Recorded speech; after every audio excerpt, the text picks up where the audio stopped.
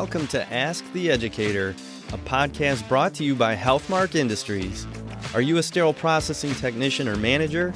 Maybe you work in infection prevention or biomedical engineering.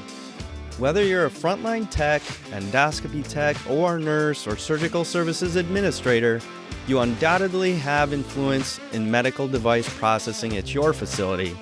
In each episode, we speak with experts from the Healthmark Clinical Affairs team, industry leaders, or special guests from the trenches to answer your questions and bring you relevant industry information, equipping you for excellence in medical device processing.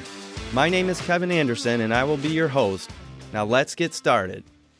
Hey everyone, welcome back to the Ask the Educator podcast. With me on this episode, I have fellow clinical educators, Seth Hendee and Adam Okada. We're going to get into IFUs in this episode. Seth and I were discussing, and of course, Adam and the whole group here at Healthmark has been out and about in facilities and seeing what's going on. And a topic came to mind to Seth, and it just resonated with me. And that's all about IFUs, but not the way you think. We're not going to spend this episode just bashing how bad IFUs are written or things like that. That is definitely a whole nother subject matter in and of itself. But one of those things that we find regarding IFUs is people's competency around that. So in order to kind of kick that off, I'll hand it over to Seth. Seth, what have you been seeing out there in the field when it comes to IFUs? Thanks, Kevin. Biggest thing is the amount of pride that's initially shown when we ask about IFUs and how do you keep your IFUs, and someone says they're all electronic, they're all digital, right?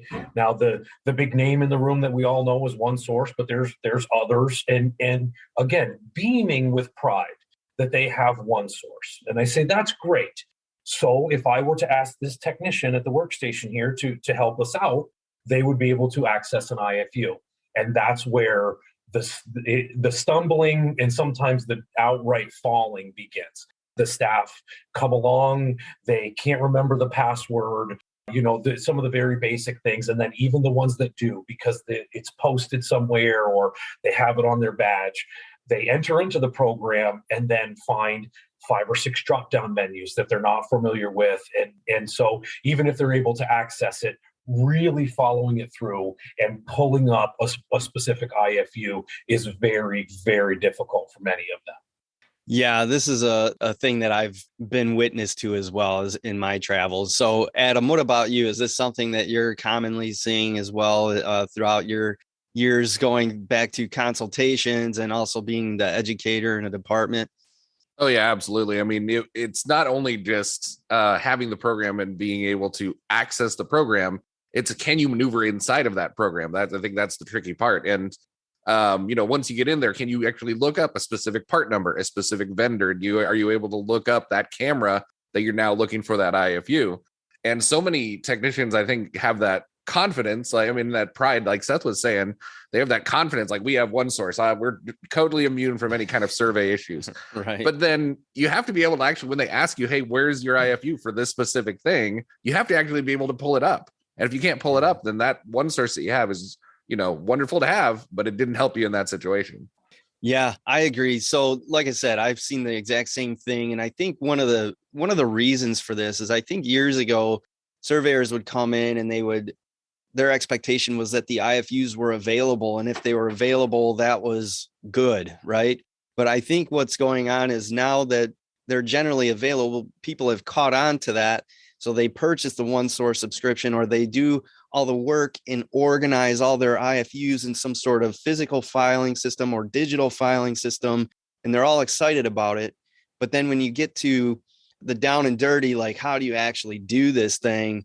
That's where people stumble a lot. And I want to say, like, we had a little bit of conversation, obviously, about this prior to. And one of the things that I've seen sometimes is when I go into a facility, they'll plant certain people in front of you that are comfortable with answering that question. But every once in a while, and probably more often than not, honestly, is they stumble like crazy. I know, Seth, you had a pretty good story of this happening recently where someone was looking for a password or something like that, but it happened just recently, right? Oh, absolutely. So I was standing there with the supervisor who was helping us with our CPR, and I asked about IFUs, and they said, "Yeah, we've got them digitally." And I said, "And the staff feel comfortable about pulling it up?" And she said, "Absolutely." And so I pointed at someone randomly, and I said, "Can you come over here and help us?" The first part that was interesting is I said, "Okay, I'd like you to pick any item that you want, and please look up a specific IFU for me." And so there was a pause in front of the computer, and what I see is the supervisor tapping on their badge. And at first, I'm trying to figure out what's going on until the technician looks down and says, "Oh, that's right. My information to get in is here." And so they had the password and the username on their badge. That got to step one. And when the program opened, I said, "Great, now let's pull up an IFU." And we, again, fell short at step two. And there's still several. In these conversations we've had, you brought it up, Kevin. Even if you can access it, let's say you get down to that IFU level, can they read it? Because there's another level there too. So even though we have this, how far can we take this as far as it should go? And that's right down to the step level, and we know that's missing. Right. And you bring up a good point as far as reading it. They're capable of reading it, but what do they know to look for? Like, one of the things that came to my mind about this is historically, when we thought of IFUs, and I'm guilty of this as well, but when I asked my staff back in the day, did you look at the IFU? Did you get the IFU from the rep for the loaner tray or what have you? And they're like, "Oh yeah." And I'm like, "Well, what's required? Do we need to do anything?" And they'd rattle off the sterilization parameters, like 270 at 4 minutes and 30. So we're good. And I'm like, "Well, what about all the other stuff? Like manual cleaning? What about automated cleaning? What about inspection? What about all of that stuff?" And that's where there are a lot of hidden gems in those sections, like automated washer parameters. Like there's pre-wash, there's wash one, wash two, there's thermal disinfection, there's all these different things. And we talked about it before, but there's also inspection instructions. We were just looking at shavers in a department, and in the IFU, it mentions you have to inspect the internal surfaces with a scope, basically. So you have to put a scope inside the shaver and look inside, but no one knew that. They had access to one source, but couldn't find that portion of it in the IFU. And Adam, I'm sure you have similar experiences with this. Oh yeah, absolutely. I mean, this is like an updated version of the old problem that we used to have with IFUs, which was, oh, the IFUs, we have them, but they're sitting in the manager's office behind a locked door, so nobody overnight or nobody on later shifts can access them, or on the weekends. That was the old problem. And then we got this digital system. But it's a similar thing. We've created sort of a door that they can't get through, where they're not looking at these specific parts of the IFU. And there's so many different things. I mean, I know specifically a couple of things that I found in IFUs that I had no idea were there. At one facility, we were looking up IUSS instructions for a robotic instrument. And so we were looking through the IFU and we were trying to find, does it say immediate use anywhere, any type of like shortened cycle, anything? And there weren't any. I called the robotic company. I said, "Hey, we can't find any IUSS instructions." And they were like, "Yeah, we didn't put any in." So if you don't have them, you really should not be IUSSing that specific thing. But you wouldn't know that unless you looked at the IFU. And that's the thing that I'm really trying to find an answer for, is these facilities where they can't access them. How are they processing things? And my guess is that it's probably not according to the instructions for use, because it's really hard to follow all of them. Yeah, exactly. And you brought up a couple good points. There is one, what do you even do when you have a question about an IFU, or maybe you don't have one source access to IFUs? As you guys know, as users of one source, there are sometimes the occasions where you're looking for an item and it just doesn't pop up. They don't have an agreement with one source or whatever. What's that next step you have to do? You have to call the manufacturer. You have to reach out to them. So that is another step that we should be quizzing our staff on, whether or not they know how to do those things. Because guess what? Manager or educator or supervisor, whoever, sometimes they've gone home and then a loaner's dropped off and there's nothing else you can do or whatever. You have to be able to troubleshoot those situations on your own. So one of the things that I think is really important about discussing topics like this and access to IFUs, how to use it, and all of those things, is getting to the how do we fix this problem. I think it's one of those things that all of us are generally pretty well aware of now. For us, it's front of mind because we're going into all these departments and we're asking the same questions over and over, and we see it over and over. But we want to be able to give people some actionable steps, some advice. How do we curb this issue? How do we prepare our staff better for not only accessing the IFU, but getting a better competence around it? Because we know it's tricky. Like, there's different databases now. You got to search, you got equipment, you got surgical instruments, you got dental instruments, you have all these other databases now and all that stuff. So it's an important skill set to have. So Seth, why don't you help us give some advice to our listeners? How do we fix this problem? Absolutely. I'm going to steal the easy one, Adam. So if he asked you next, I apologize that I'm taking the easy road here. But Kevin just mentioned it a little bit. It's initial training and ongoing competence. Again, we talk about that with processing instruments, and especially our difficult ones, right? Oh, I do a yearly in-service on all of my robotic arms, and we do a in-service every year, every flexible scope with Olympus. Or why is this database? Why is using it? Why is understanding and reading IFUs any different than a skill that should be taught and then reviewed periodically? And then when your competence is good, there you go. And I know that that's a little easier. It's easier to say than it sounds, as a guy who spent nearly 3 months out of every year working on competencies in his, you're thinking now Seth wants me to add one more. Sadly, yes, I do. Because if they can't use this system, it doesn't do what we need it to do, right? That's the whole point.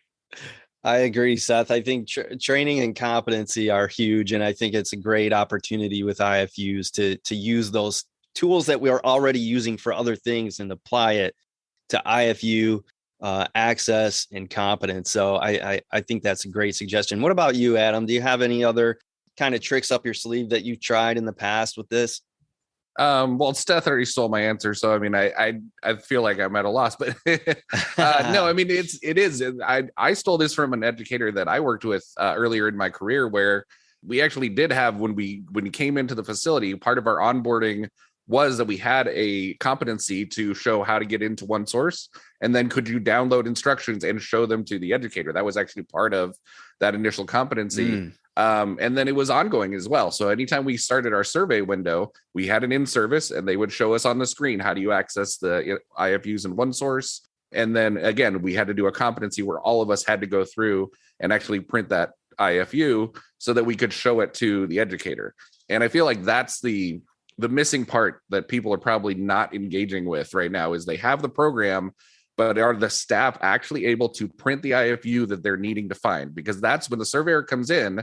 They do want to know how you're doing things. That's always the first question, right? How do you process this? Yep. Okay. And then the second question is, how do you know that's how you process this? Right. And that is where the part where the tech needs to be able to print or show that IFU to say, this is the reason why. And, that's a key step for a survey. And obviously, ongoing education and competency really do help with that. Yeah, it's practice, right? I mean, you do the training, the competency, and then you have to practice, just like a nurse has to practice, or a scrub tech has to practice, or even a new sterile processing tech has to practice manual decontamination or using the ultrasonic or what have you. We should be applying those same practice principles to the IFUs and how to access them, how to read them, how to understand them, and how to apply them.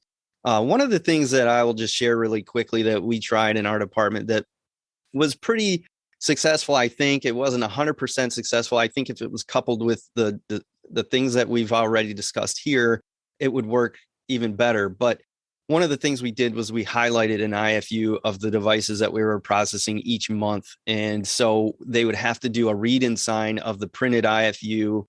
And then we would discuss portions of it at each huddle throughout the month. So it wasn't just what are the sterilization parameters. We would be discussing all the hidden gems in there as well. I think I told you guys one of them was we came across an IFU that said we had to ultrasonicate this device at 50 kilohertz. 50 kilohertz. Well, Why is it that specific? Most ultrasonic machines and SPD work at 40 kilohertz or 38 kilohertz. So where did this 50 come from? And so that triggered a call to the manufacturer and all this stuff. But those are the kinds of things that you find when you get down and dirty into the IFUs and really dig for the information in there. So I think that would be another excellent way to raise the level of awareness and competence around IFUs. But Seth, we had discussed this, and this kind of same issue presents itself with some other things. Before we close the interview, I did want to give you the opportunity to share that because it is so closely related and makes a lot of sense that we touch upon it here before we close out. Absolutely. What else are we doing digitally now? Because we have the capabilities, right? And so this really applies to anything that you're applying that mode to. Are they looking up? Are your staff looking up internal policies and procedures on the intranet?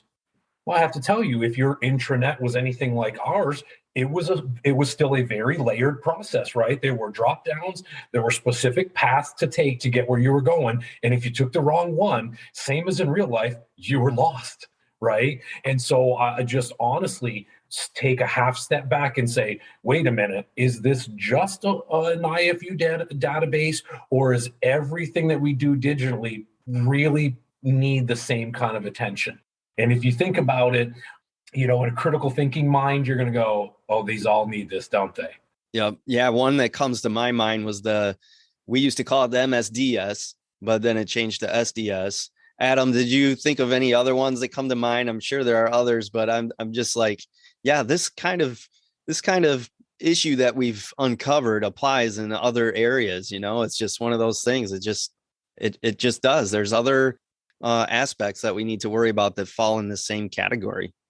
Yeah, the SDS is a perfect one because, again, it's something that the staff knows where it is. That's always part of the initial training. We have SDS, and we have it digitally. It's so nice that we can click on this little link and it sends us to the SDS. But once you're in that SDS, do you know how to look up this specific chemical and find the IFUs and the safety for the instructions for that specific chemical? Because that's really the key part of that.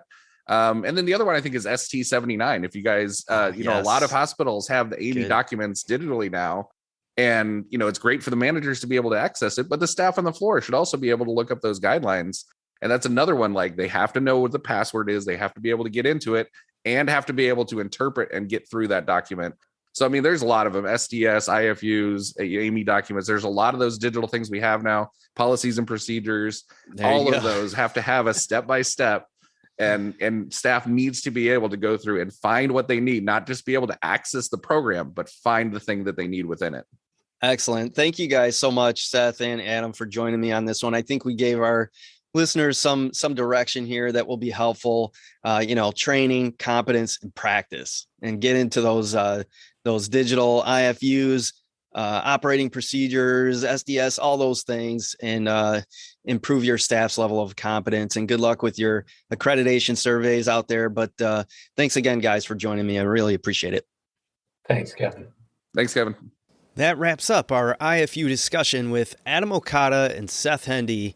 Just to recap this episode, we want to make sure that our listeners understand it is no longer good enough to have access to current IFUs for all equipment and instruments.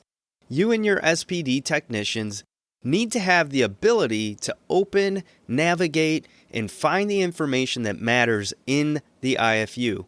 We recommend that you have specific training for IFU retrieval and documented competency with return demonstration. That way, when a surveyor asks you to look up an IFU, instead of getting that sinking feeling in your stomach and that deer in the headlights look, you can find what you need with confidence. We hope you enjoyed this episode. I want to invite you all to subscribe to the podcast, but also head on over to our YouTube channel, Healthmark Education, and check out the latest sterile processing quick tips series. While you're there, please subscribe to the channel and feel free to comment and ask any questions that you may have. Thank you all for listening. All opinions expressed on this show are those of the presenters Before using any medical device, it is important to review the device manufacturer's instructions for use.